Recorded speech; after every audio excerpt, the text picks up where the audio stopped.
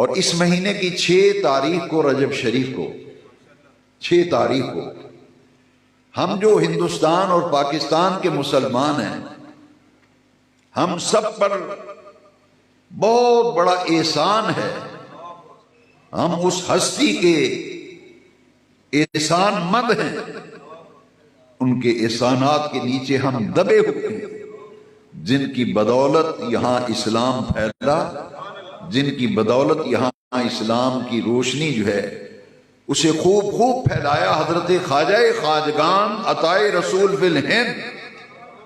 غریب نواز آپ کا لقب ہے، خواجہ غریب نواز معین الدین حسن چشتی اجمیری سنجری رضی اللہ تعالی۔ ہندوستان میں اجمیر شریف میں آپ کا عرس مبارک 6 رجب شریف کو ہوتا ہے، اسے چھٹی شریف کہتے ہیں۔ جو غوث العظم کا عرس ہے، غوث اعظم کا اسے 11ویں شریف، وہ چاند کی 11 تاریخ کو۔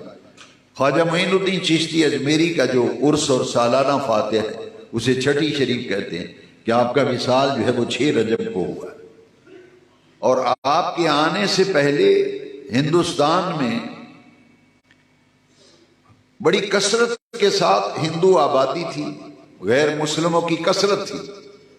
حضرت غریب نواز لاہور تشریف لائے معین الدین اجمیری، حضرت داتا صاحب کی بارگاہ میں سیدنا عبد القادر جیلانی رضی اللہ عنہ مدینہ شریف لے گئے خواجہ غریب نواز کو، اور حضور کے روضہ شریف پہ جا کے عرض کیا کہ میں معین الدین کو آپ کے سپرد کرتا ہوں۔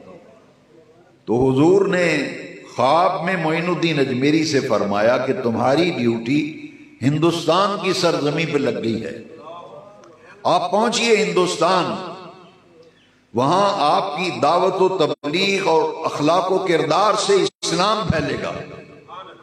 لیکن بر صغیر میں جب آپ جائیں تو راوی کے کنارے ایک درویش آرام فرما ہے، ان سے اجازت لے لینا اور پھر داخل ہونا۔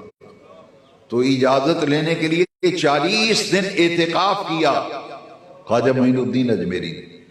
حضور داتا گنج بخش علی بن عثمان الحجویری رضی اللہ عنہ کے مزار شریف کے قدمین کی طرف حجرہ مبارکہ آج بھی موجود ہے، جہاں آپ نے 40 دن اعتکاف کیا تھا۔ اس حجرے پہ لکھا ہوا ہے حجرہ اعتکاف حضرت خواجہ معین الدین چشتی اجمیری رضی اللہ عنہ۔ 40 دن بعد پھر داتا صاحب نے اجازت دی تھی، وہ مشق اور مجاہدہ کرانا مقصود تھا۔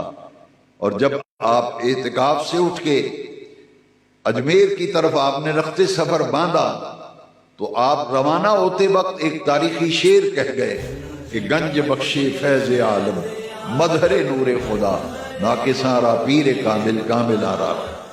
یہ خواجہ معین الدین چشتی کا شعر مبارک ہے۔ اور آپ نے 90 لاکھ غیر مسلموں کو مسلمان کیا تھا، 90 لاکھ لوگوں کو۔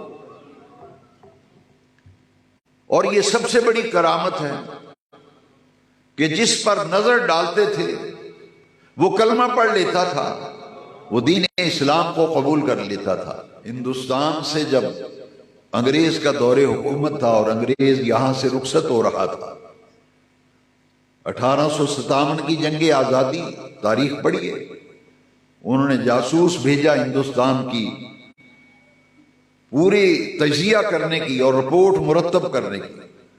تو تجزیہ نگاروں نے لکھا کہ ہم نے بر صغیر پاک و ہند میں ایک قبر کو حکومت کرتے دیکھا ہے، اور وہ قبر کون سی ہے؟ انہوں نے کہا وہ اجمیر مقدس میں حضرت خواجہ معین الدین چشتی اجمیری کی قبر ہے، جو ہندوستان پر حکومت کر رہی ہے، قبر حکومت کر رہی ہے۔ انہوں نے کہا وہ کیسے؟ انہوں نے کہا کہ تمہاری حکومت تو صرف تنوں پہ، تن کہتے ہیں جسم کو۔